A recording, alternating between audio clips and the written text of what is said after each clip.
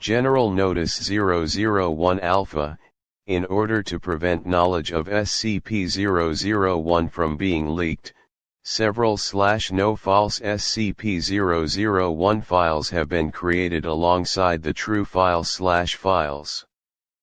All files concerning the nature of SCP-001, including the decoy/decoys, are protected by a memetic kill agent designed to immediately cause cardiac arrest in any known unauthorized personnel attempting to access the file. Revealing the true natures of SCP-001 to the general public is cause for execution, except as required under redacted. Warning: any non-authorized personnel accessing this file will be immediately terminated through Berryman-Langford memetic kill agent. Listening on without proper memetic inoculation will result in immediate cardiac arrest followed by death. You have been warned.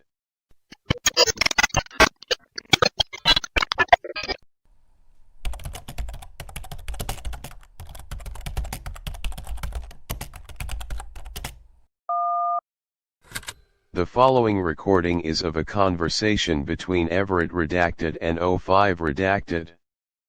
The O5 Council has requested that the recording be altered to keep the identity of the O5 member private. Any copy of this recording should be immediately destroyed. There should be only one copy for O5 Council informational purposes. Good evening, Doctor. No, don't stand up. And, yes, I am who you think I am. Let's not make any more of this than it is. You know my number, and I know enough about you to make a duplicate that even your mother wouldn't be able to tell apart from the real you. No, that's not a threat, just a fact. Now, as to my business here, it seems you have stumbled upon something above your clearance. Well, no, stumbled is not the right word. Dug up. Perhaps. And you are getting to the point where further digging would end in some fairly lethal gunshot wounds. This would be a sad state of affairs, as you're otherwise quite a good researcher. Therefore, you are getting something very few people in the Foundation ever get. An explanation. Yes, we were alerted when you first started digging into SCP-001. Every researcher who's been around for a while looks into it. Most are satisfied when they uncover the angel with the flaming sword. It's buried under enough levels. But then you started looking into the factory, and that is when I knew you wouldn't stop. So, here it is, plain and simple. The factory is SCP-001. But it will never be written up. It was a choice I made early on in the creation of the Foundation, and a choice I still stand by. You researchers are far too curious. I'm not sure which scares me worse.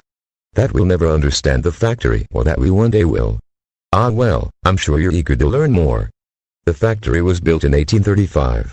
Back then it was known as the Anderson Factory, named after James Anderson, a rather well-to-do industrialist. It was built in, well, we'll just say America, and it was the largest factory yet designed, a good mile across at its widest, 3 stories tall throughout, with a special 7-story tower by the front gate that Anderson lived in. It was designed to be the ultimate factory, capable of taking care of everything, including the housing of workers. People could be born, work, live, and die, without ever leaving the confines of the factory. And work they did, on everything from cattle raising and slaughtering, to textiles, to everything else under the sun. Now, no one knows whether James Anderson was actually a Satan worshipper. It's just as likely that he followed some kind of pagan gods. What is known is that he was very exact in the building of his factory, and in the placement of his machinery within it. Survivors claim the floor was engraved with arcane symbols, that were only visible when blood flowed across them, but then the survivors claimed a lot of things. What is known is that Anderson made his money on the blood and sweat, and sometimes body parts of the lower class. His journals indicate he thought of them as less than human, being put on this earth only to serve his will. Of course, at the time, no one knew about his predilections, and so people flocked to the factory. A place to both work and live at the same time. Well, of course, people wanted in. Never mind the harsh hours, working conditions, sadistic security force, and all the rest. Factory workers were forced to work 16-hour days, work only shutting down on Sundays, between sunrise and sunset. Workers were not given individual rooms, instead sharing rooms with 8 other people, sleeping in shifts of 3. Medical attention was unheard of. If you were injured in the course of your duties, which most people were, you are expected to just keep working. Anyone too injured to work was dragged off by the security, never to be heard from again. For 40 years, the Anderson factory cranked out all sorts of things for people. Meat, clothes, weapons. Never mind that the beef might be mixed with human. Don't care that the weapons were forged in blood. No attention need be paid that the clothes were dyed with, well, you get the idea. Rumors leaked out, but the products were so good, why bother? Until someone got out. I never met the brave soul who managed to escape, but she managed to meet with President Grant, and, in 1875, he enlisted my aid. At the time I was, well, it doesn't matter. We'll say I was military, kind of, and that my people were the same. 150 good men and some few women, who were often given jobs that weren't supposed to be common knowledge. We'd been cleaning out some Confederate holdouts, and some of the worst things we'd found down south. So, we did some research, didn't like what we saw, and went and looked for bear. I don't actually remember much about the night it all went down. Most of it blends together in my head. I get flashes, sometimes, of the people chained to the line, living next to dead, and damned hard to tell which was which. Children working underneath machines, the majority of the flesh scoured from their bones by the great wheels and cogs. And the other things, no, I'm all right. I haven't thought about that night for a very long time. The security force wasn't much of a problem. But then Anderson's creations showed up. He'd been taking the injured workers and, well, experimenting on them. Men, if you could call them men, with multiple arms, sewn together, some of them combined with animals, horrible monstrosities out of mankind's worst nightmares. They kept coming, wave after wave of not quite living creatures. I lost a lot of good people that night. And then we found Anderson's breeding pits, girls as young as 8, chained to the walls, forced to be nothing more than, I'm sorry. Even today, more than a century later, the memory makes me see red. When we finally found Anderson cowering in his office, we hung him from his tower window, with his own entrails. As he died, he laughed, saying it didn't matter, we could kill him, but his factory, the factory, would go on. He was still laughing 24 hours later when we finally cut him down, had him drawn and quartered, and then burned the remains. The entire time he uttered blasphemies that I don't like to think about. We spent a week cleaning the place out, freeing the workers, putting down the things we found in the basements and many lightless rooms. We pulled out things that were useful, stopped them in a house near the gate, tried to make sense of everything. 150 of us went into the hell pit that night, and only 93 came out. By the end of that week, we were down to 71. But the things we found in there, my God. Well, you've been with the Foundation a while, they wouldn't seem as amazing to you, but we found toy guns that shot real bullets. A yo-yo that would flay the skin from anyone it touched, hammers that only worked on human flesh. A breed of skeletal horse that ran faster than anything we'd ever seen. Cloaks that seemed woven from the night itself, and let one access a shadowy dimension that I get away from myself. We found tools, both wondrous and horrible. And we were faced with a choice. I gathered my highest ranking, well, we'll call them officers, to me, and we tried to figure out what we would do. They all had opinions. The chaplain, he had gone a little crazed. Thought all these objects must be miracles sent from God, holy relics to be worshipped. Marshall and his little toady Dawkins thought there was a fortune to be made here, making and selling these things to the highest bidder. The Injun we all called Baths, due to his deep-speaking voice, he called these things an abomination, and declared that we should hunt down and destroy everything we could find. And Smith thought we should take this stuff back to the president. The only one without an opinion was the old man, but he never said much of anything anyways. We argued for hours, days, trying to work it out. I thought we were sitting on a gold mine, all right. But that we could use these things, these objects, to hunt down some of the scary things we'd run into down south, the other monsters this world had to offer, and use this factory for good, as a place to contain these things, find a way to make them work for our fellow man, or at least protect our fellow man from having to deal with them. I'm sure you can figure out what happened. The chaplain snuck away in the night with his devotees, taking a couple of small items with him. Marshall we kicked out when we found him abusing his authority. He promised he'd get revenge, and that little dog and shit let the rest of their group off with some of the juicier items.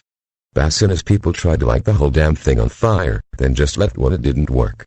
And Smith left, to report back to the president. I'd managed to get him to promise me he'd tell Grant the factory had been destroyed. I had big plans for that place. Of course, it was kinda hard to follow through on big plans when you only have 12 other people to work with. But it was a start. And it worked, for a while. We had these amazing toys, and finding people to work with us was easy. Back then, going off the grid was as simple as leaving town.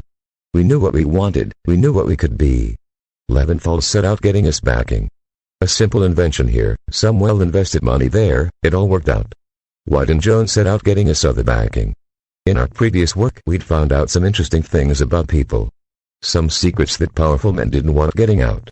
And, with our new position helping keep secrets, we got more people asking us to deal with their secrets. Blackmail is a dirty word, but it works. Bright, Argent and Luminox got to work cataloging the items. Light and Bright's wife, the nurse, they made sure we kept ourselves healthy. No, it's just, remembering Light. She had such unusual ideas about hygiene, for the time. Brilliant woman. CZOV, Fleischer and Karnoff dealt with training the troops. Tesla and Chemlin were in charge of figuring out how to take advantage of the items, without making it obvious. We were amazing. The city we built around a factory, which we took to calling Site Alpha, was self-supporting. Agents, researchers, operatives of all sorts, not by those names, of course, but those positions. We expanded. I'm sorry, I am an old man. I know I do not look it, but the body lies. The mind doesn't always remember right. And sometimes I get lost in my memories. Things get confused. But, the long and simple of it is this, we use the factory. It always seemed to have more empty rooms to store things in. Back then, that was the word for them, things. No skips then, no. We thought we had the factory tamed. That's one of the reasons I refuse to quit this job. If there's anything I can do here, it's remind people that we will never tame these things. Contain them, yes, but as we saw with Abel, tame them. Never. After a decade or so, we were pretty organized. The 13 original us were being called by numbers, not names. We knew how to make things work. And, if a thing or two vanished inside of the factory, still. And the occasional D-class? What? Yes, we had D-class back then. Disposables. That's where the D comes from. Had to have someone to test things on, Tesla and Chemlin were both very firm about that. But, yes, sometimes we lost people who didn't matter. Adam sorry, Dr. Bright, was fond of saying it was the factory taking its toll. You can't get something for nothing. 1911 was when it all went wrong. Things we'd called them fray areas.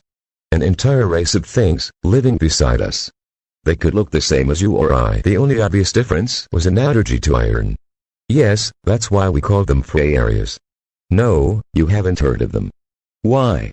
Because it's the one time the Foundation wiped out an entire race of things. Root and branch. And I'm the one who did it. We'd been hunting them for some time. We'd run into them a time or two before, come out on top. So, when a certain royalist asked for help, of course we were eager to get them in our debt. We've always loved having people in our debt. We sent a team to help out, take care of what we thought was a hunting party. The next time we saw them, their heads were on poles, attached to the saddles of the creatures the Farias rode when they attacked the factory. It was horrible. 3 words, but they convey so much. I'm sorry, please, give me a moment. I've never told this part to anyone. You should consider yourself lucky. And, if you ever tell anyone any of what I am about to impart on you, I will not just kill you, but everyone who shares your DNA, in the worst ways possible. You'll think Procedure 110, Montauk is a walk in the park compared to what I do to you. We lost. The things came, and they destroyed us. Rode over our emplacements, slaughtered our people, shrugged off our weapons like they were nothing. I watched my 13 go down, left and right, just trying to hold the factory. And I, their leader, their friend, their father figure. Godfather to the Brights' 4 young children. Confidant, sometimes lover, always the confessor. I ran like a scared little schoolboy, deep into the dark guts of the factory. I was chased by the things, always just one step ahead. I could hear them behind me, feel their breath upon my neck, and I came to a door I'd never seen before. A bronze door, covered in Arabic script of some sort. I've never been one for languages, especially not the curvy bullshit the Muslim use. But I didn't care. They were coming for me, and I threw the door open and dived through it. Everything inside was different. There was a feeling of peace, that nothing could hurt me here. The light was this dark red, but still felt right. My ears were filled with the steady thrumming of a gigantic heartbeat. And, in front of me, were the remains of Anderson. It spoke to me then, but I'll be damned if I could tell you exactly what it said. What it told me was more meaning than exact. It offered me hope. It told me that each of the things we had used from the factory, no matter what we did with them, fed it, helped it grow. But, if the fairies took the factory, they would destroy it, and we couldn't have that. It offered me a deal. It could remove this event. Make it had never happened. All I needed to give it was this. I didn't want to. I knew it was a bad idea. But then, I saw them again, my family, my friends, dead. Dead by the hands of those bastards. I agreed. It smiled. And I found myself once more upon the ramparts, watching the horde of fairies crest the hill. My foundation alive once more. In my hands was a weapon. I won't bore you with the details, but we slaughtered them. And, with these new weapons, continued to slaughter them, everywhere they lived, everywhere they bred. My fellow O5s questioned my decision, thinking we should save some, in case we might ever need them. I overruled them. We moved away from that factory. Shut it down. Moved our things out of there. We changed the name from things to special containment protocols, focusing on containing them, not anything else. The others were curious, but understood I had my reasons.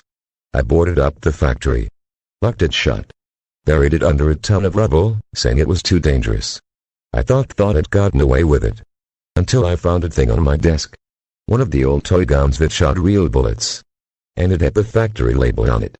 I've sent people in, from time to time, to see what it might be doing. Last time I sent people in to look, there was nothing there. We keep finding factory items out there. I can't help but think of how many more we don't find. The people who use them, and keep it hidden. I think back to the body telling me how each item used gave energy to the factory. I never asked it energy for what. I don't think I want to know. What do we give it? D-class, mostly. Where did you think all those bodies went? There's a place. Bodies are left, and they vanish.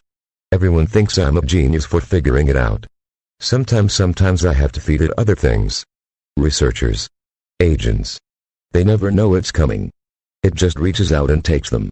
But, in the end, we're doing more good by being here. Whatever the factory wants, whatever it is, we're doing good here. I have to believe that. And now you know. Are you happy? I didn't think so. Why tell you? I'm getting old, Everett. Should I die, someone will have to keep feeding it. Maybe you'll be different. Maybe you'll figure out how to stand up to it. But I doubt it.